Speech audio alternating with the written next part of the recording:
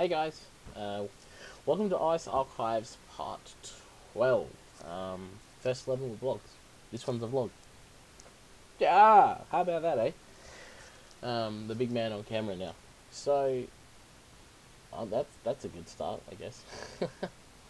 um, so in this vlog, we're just going to do a few recaps of recent major tournaments, why I joined Skyfire, then why I left Skyfire, what's happened in the OSC, and what's happening in my amateur side, and what's happened over there in the amateur division of my StarCraft part of what I'm doing.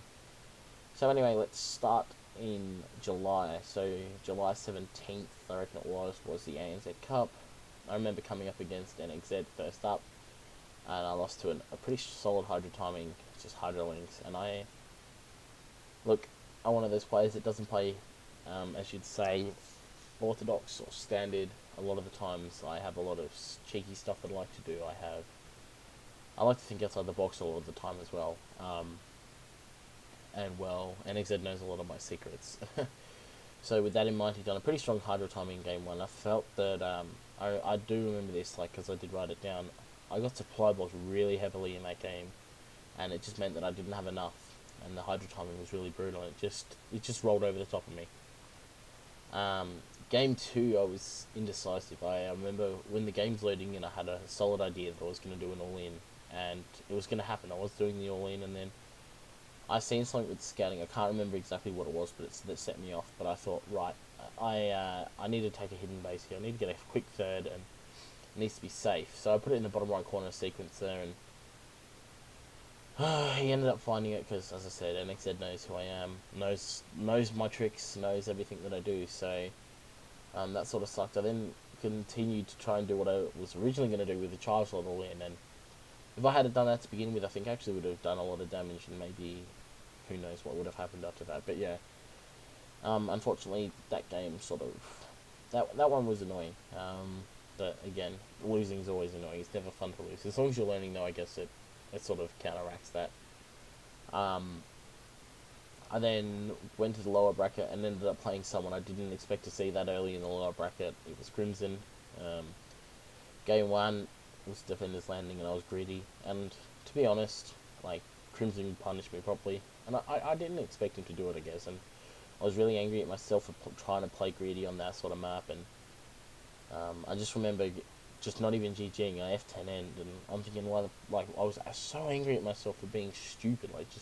All I had to do was get into my rhythm. That's what I want to do. To play my best games, I need to be in my rhythm. And then if I'm in my rhythm and I'm still losing, and I'm still playing, I'm playing to the best of my ability, but still losing, then so be it. Losing is not something that bothers me if I'm playing where I want to be playing. But when I'm losing, and it's because I'm making stupid mistakes like that, it sort of pisses me off even more. So I then, being on tilt, made an even worse decision in game two and went for a proxy 4-gate. Crimbo knew I was on tilt and came and went drone scouting, and he found found the proxy gates, and well, we all know how that goes if your proxy gates get found before they even start. So yeah, not the best tournament. I remember I was really pumped, wanted to do really well, being my first major for Skyfire. I thought, yeah, let's get a good performance here. Let's do the best we can do. And unfortunately, it wasn't as good as I wanted it to be. So yeah. Speaking about Skyfire, I did say in the announcement vlog that I was going to be explaining the reasons behind joining Skyfire. So when I left SYF, I really wanted to bring a new team or a new organisation into StarCraft, because I feel like, other than LANs, the other lifeblood of this scene is team leagues. Everybody practices a lot more in team leagues. Everybody wants to win for their team, and it builds that loyalty, it builds a connection, and it starts strong teams in StarCraft. That's the way you get a good team. Everybody wants to play together and play for each other. And I thought that there's a pretty good chance of that happening at Skyfire. I mean, it's a solid organisation, and then even with the merge with Ninja, I thought, yeah, this could actually happen. We've got a pretty good backing here, but unfortunately, it wasn't to be. That sort of sucked, but I mean, I was going to bite that. I would have stayed on Skyfire. That wasn't the breaking point. I had a great social media team. Well, they were called a social media team, but they done everything for me. If I needed something done, Jazz or Benj would get it done. So massive thanks to Jasmine and Benji for everything they done. They they're a bit more than social media managers. So yeah, well done to those two. But in the end, Skyfly got a new sponsorship deal, and I'm not going to go into terms, but TLDR pretty much weren't going to cover the smaller lands, which includes the PSLs. Now, I really want to be going to the PSLs. I love going to all lands, but the PSL lands in Melbourne, I feel it's a cheap investment, really. I'm only in Adelaide, so that was a little bit disappointing.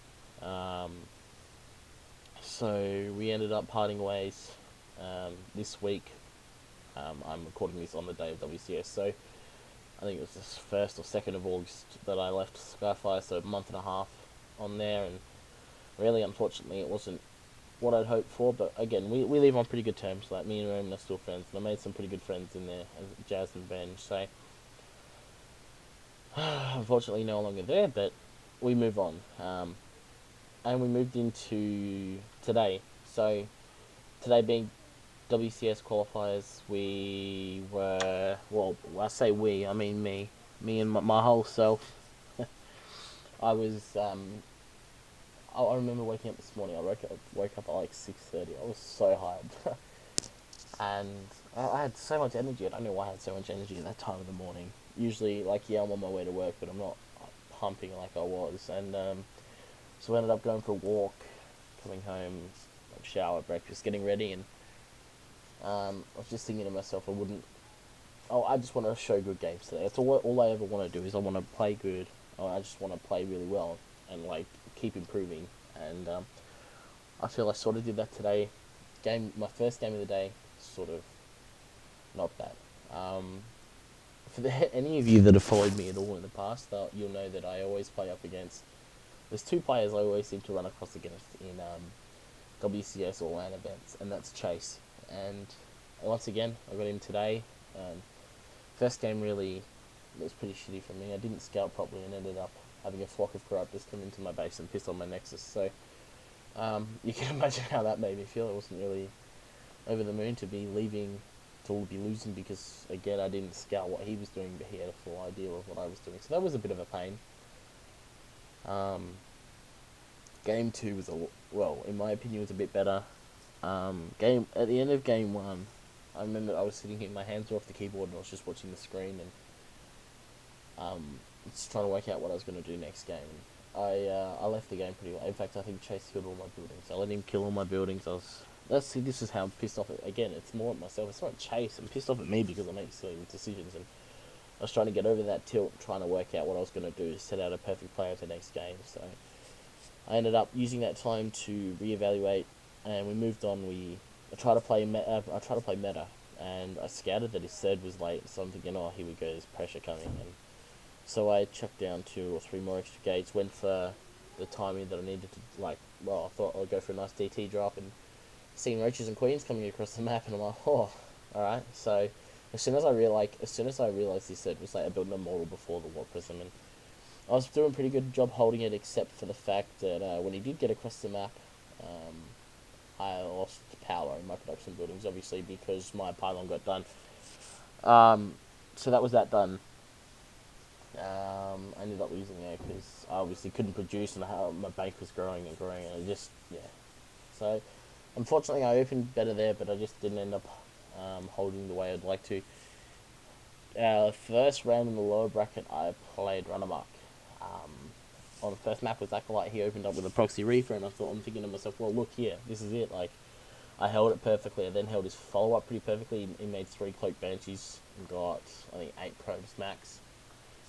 I went for a fast third, so I'm feeling pretty comfortable right now. And so I threw down a Fleet Beacon, and in doing so, obviously I'm going for carriers. I left him a huge window to hit, and he hit just as my carriers are starting to come out. So it gives me another minute or two, then who knows, the game might have gone differently, but unfortunately for me it wasn't to be. Well played to run them up in game 1. Game 2, I went for a Gladette pressure, obviously opening Glaze before Blink, trying to get damage done. Deflected his first drops pretty well. He just killed a few Stalkers and a Pylon. I hit 2 Stalkers and a Pylon for 2 medevacs worth of stuff. So I was feeling pretty good, and then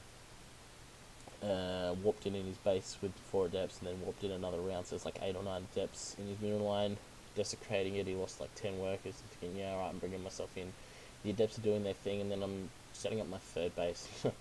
C2 Liberator Circle starting to set up, so you know the Terran army's there, and then, yeah, he just hit a pretty strong timing, and once again, his 2 timing attacks with a difference between me potentially winning a game or not, so I feel I played better, especially a lot better than I did in the ANZ Cup. So I'm pretty happy with that. So that's pretty cool. But ultimately, it was a failure. We didn't win the game, but we're still playing better. So I guess it's not a massive failure. I want to recap on OSC too. When I joined Skyfire in June, well, it wasn't official in June, but that's when we had agreed to terms that I'd be joining them. I was ranked 167 or 168, I can't remember exactly, and I remember thinking to myself that I'd love to be ranked 100 or around the 100 mark by the time my birthday comes. And it's not my birthday yet. My birthday is the 26th of August. That would have been nice, wouldn't it?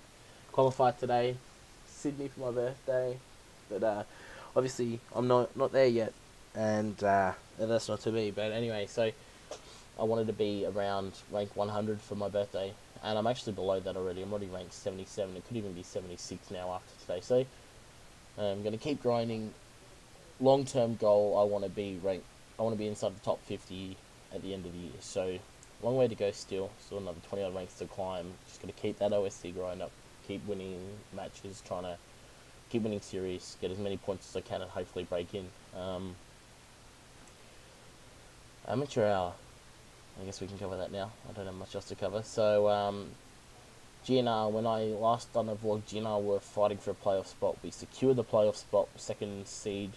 So that was good to get 2nd seed. First week of playoffs, we, which was last week, we actually gave up 2 walkovers, and I wasn't happy about that. I'm competitive, I'm really competitive. Maybe too competitive for an amateur league, but I ended up losing it at the 2 players that just gave walkovers for no good reason at all, except for the fact that they just forgot, or one of them didn't talk to their opponents. So no hard feelings now, but back there, at the time, I was furious. You don't do that in playoff games at all. So I ended up losing my cool, and I ended up saying, look, obviously GNR's not the place for me. So I've moved on again from GNR. It's the 2nd time I've left GNR, and both times because I want to win. It's not because it's not okay to give walkovers in playoffs. It just frustrates me. I ended up joining Daily Life, who do need another ace player, so it's good to come in to a team that actually needs another ace player instead of having 4 or 5. So that's cool. And I'm gonna get instant playing time too in the Nidus, which is tomorrow morning my time. So that's pretty cool. But yeah. So next vlog, we will be updating. Hopefully, ideally, my next vlog will be announcing I've got a new team. If not, it will be towards the end of August. It'll just be updating how I'm going on the OSC and other points of StarCraft, more IRL stuff. Got a new tattoo coming in soon, so that'll be nice to see a new tattoo. So yeah, I'm pretty sure I've covered everything I needed to. Obviously, I'm looking for a new team, so if you know anyone that wants a blogger, well, me, that obviously send them my way. And yeah, so just gonna ask a quick favor: if you like the video, give us a thumbs up. If you like what you see from my channel, give us a subscription, and leave a comment down the bottom. Feedback's always welcome, good or bad. Either way, I like having feedback. So hope you guys enjoyed it. If you've got any questions for the next vlog, this would be the time at the end of the vlog I'd answer all your questions. So yeah, leave your questions below, leave any feedback below, and I will get back to you as soon as I can on those. And yeah, like and subscribe. Stay frosty, guys.